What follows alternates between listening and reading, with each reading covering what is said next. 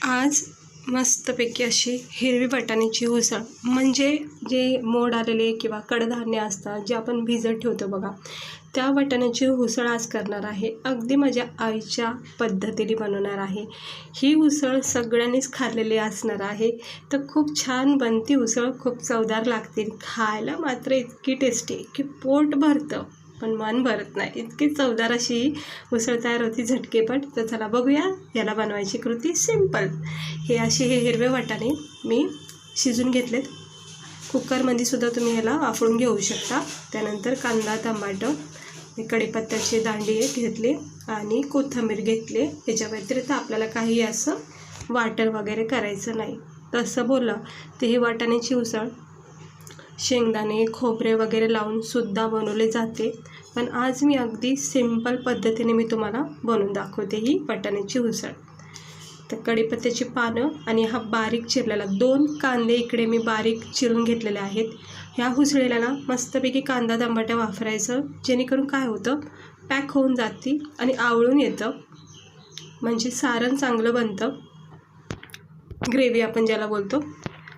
हे बघा, आता मी इथे कांदा परतून घेते. हवं तर तुम्ही अद्रक लसूण पण थोडीशी कूट करून इकडे टाकू शकता.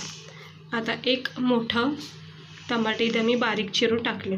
तुम्ही टमाट्याची प्युरीसुद्धा वापरू शकता, पण शक्यतो असे टमाट्याचे बारीक बारीक चिरून टाकले ना, मग ते मस्त खाता वेळेस पण खाता मजा येते आणि दुसरी गोष्ट दिसायलासुद्धा चांगले वाटतात. आणि टमाटे शेवटी ते नरम पडतं, सॉफ्ट होऊन जातात.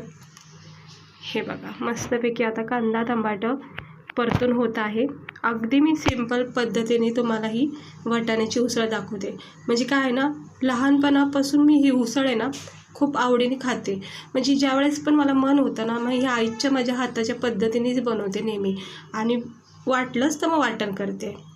आता हे कांदा टमाटर परतून झालं की आपण याच्यामध्ये जे पण तुमचे रोजचे बेसिक मसाले आहेत ना, म्हणजे लाल मिरची पावडर, हळद, हे अंदाजेनुसार इथे टाकून घ्यायचं. जसं मी इथे 2 चमचे लाल तिखट वापरलं, 1 चमचा हळद, 1 चमचा धना पावडर आणि 1 चमचा गरम मसाला पावडर टाकले. बस. याच्या व्यतिरिक्त आपल्याला ह्या उसळीला काहीच वापरायचं नाही. आता ही उसळ आहे ना रश्श्याची पण बनवली जाते आणि सुक्कीसुद्धा बनवली जाते. तर अगदी सुक्कीसुद्धा नाही बनवणार, थोडासा किंचित, म्हणजे नाही म्हटलं तरी चालेल इतका किंचित रस्सा करायचा आहे. हे बघा, मस्त आता हा मसाला आपला तेलामध्ये परतला जातो आहे. खूप छान याचा फ्लेवर येतो आहे. ते असे मसाले चांगले भाजले ना, म्हणजे भाजीला पण चांगली चव येते. आता ह्या प्रोसेसमध्ये तुम्ही चण्याची उसळ, मटकीची उसळसुद्धा बनवू शकतात, खूप भारी लागते. आता हे परतून झालं की आपले हे शिजवलेले हिरवे वाटाणे आहेत ना, ह्याच्यामध्ये टाकून घ्यायचे आणि मिक्स करून घ्यायचं. हे बघा, टमाटे किती छान दिसून येतात. तर हे असं मिक्स करून घ्यायचं मसाल्यामध्ये. आपल्या वाटाण्याला छान याची कोटिंग भेटते. हे बघा, वाटाणे छानपैकी शिजून निघलेले आहेत, म्हणून आता काही वेळ लागणार नाही. अगोदरच शिजून घेतले ना तर झटकीपट मग ही भाजी तयार होते. आणि जर अशी कच्चेच तुम्ही टाकले तर मग भरपूर वेळ लागेल. आता मी याच्यामध्ये थोडंसं पाणी टाकले. हे पाणीसुद्धा कमी होईल, म्हणजे रस्सा हा कमी होईल, कारण की जो पण नॉर्मली कच्चापणा वाटाण्यामध्ये असेल तो याच्यामध्ये रश्श्यामध्ये शिजला जाईल. चवीनुसार मीठ टाकायचे. थोडासा गरम मसाला वाटला तर इथे टाकून घ्या. तर गरम मसाला टाकला आहे, मीठ टाकले आणि पुन्हा एकदा मिक्स करून घेते. तुम्ही टिफिनलासुद्धा ही भाजी नेऊ शकता झटकीपट बनवून. फक्त वाटाणे जे आहेत ना ते चांगल्या प्रकारे शिजलेले पाहिजेत. त्याच्यावर झाकण ठेवायचं, 1 उकळी येऊन द्यायची. 1 उकळी आलेली आहे आणि आपली ही वाटाण्याची उसळ खळखळून अशी उकळत आहे. रस्सा याचा उकळत आहे आणि जितका चांगला उकळला जातो रस्सा, कुठल्याही भाजी असो, कालवण असो, म्हणजे रस्स्याची भाजीची पण असेल, तर जितका चांगली उकळी येईल ना तितका चांगला फ्लेवर उतरतो. आता हे बघू शकता, 1-5 मिनटं लागलं भाजी तयार व्हायला. हे वाटाणे छानपैकी आता अजून जास्त नरम पडलेले आहेत आणि जो पण आपण पाण्याचा वापर केला होता तो सगळा नाहीसा झाला आहे. आणि थोडासा हा रस्सा मला ठेवायचा आहे किंचित, म्हणजे कसं राईससोबतसुद्धा मला हे खाता येईल. तर झाली आहे आपली वाटाण्याची चमची आता याच्यावर थोडीशी कोथिंबीर टाकते हिरवीगार मस्तपैकी चिरून अशी, आणि याला असं मिक्स करून घ्यायचं. खूप सिंपल प्रोसेसने ही वाटाण्याची उसळ भेटते. पूर्वी काय होतं म्हणजे आम्ही लहानपणी आमच्या म्हणजे पहिलीला दुसरीला होतो ना, त्यावेळेस ना आम्हाला ही अशी वाटाण्याची उसळ म्हणजे अशी नाही, थोडंसं त्याच्यामध्ये हळद मीठ वगैरे टाकून अशी वाटाण्याची उसळ भेटायची. पण बघा, आठवत असेल म्हणजे तुम्हाला कोणी म्हणजे पहिलं भेटायचं असं. ही वाटाण्याची उसळ म्हणजे खूप जुन्या पद्धतीमध्ये चालू आहे अजून पण. हे बघा, तर झाली आहे थंड भाजी आपली. तर मला खूप आवडती भाजी, मी नेहमी करून खाते. आवडीची भाजी आहे माझी आणि सगळ्यालाच ही आवडत असणार आहे. तर ही अशी झटकेपट भाजी बनवा. काही असं वाटण वगैरे करायची आवश्यकता नाही.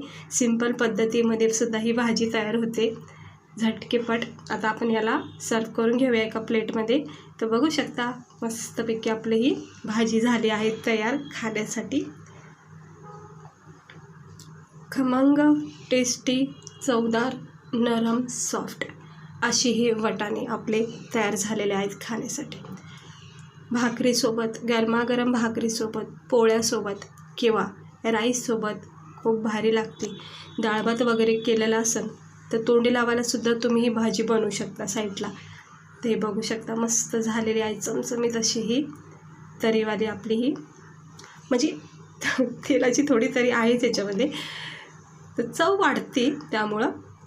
तर बघा कशी वाटते, छान सुंदर अशी आपली ही भाजी तयार झाली खाण्यासाठी. तर ट्राय नक्की करा. कमी वेळ असन, झटकेपट काय बनवायचं असन आणि सुचत काय नसेल, अशा वेळी अशा भाज्या खूप आपल्याला फायदेशीर ठरतात. तर अशी पोळी घ्यायची. आता मी एक चपाती घेते, गरमागरम केलेलीच होती अगोदरच. तर आता मी एक रोटी घेतलेली आहे. एक पहिला घास घेते. सर्वप्रथम तुमच्यासाठी बनवत आहे. ते हे बघू शकता मस्तपैकी असं मस्त झालेली आहे. खरंच इतकं मस्त वाटलं खाता वेळेस, एक छान चव आली त्याला, काहीही वाटण न टाकता इतकी मस्त झाली आहे, झणझणीत वाटते. आणि तुम्ही पण नक्की ट्राय करा. आणि या सगळ्या जेवायला हे दुपारचं मी मस्त बेत केलेलं आहे. सिंपल भाजी बनवली आहे. वाटण वगैरे करायचा मला तरी कंटाळा येतो, त्यामुळे मी अशा सिंपल पद्धतीच्याच भाज्या बनवते आणि तुम्ही पण नक्की बनवा. तर चला, भेटते मी तुम्हाला पुढच्या व्हिडिओमध्ये. रेसिपी आवडली असेल तर लाईक करा, चॅनलला सबस्क्राईब करा. स्वस्त रहा, मस्त रहा.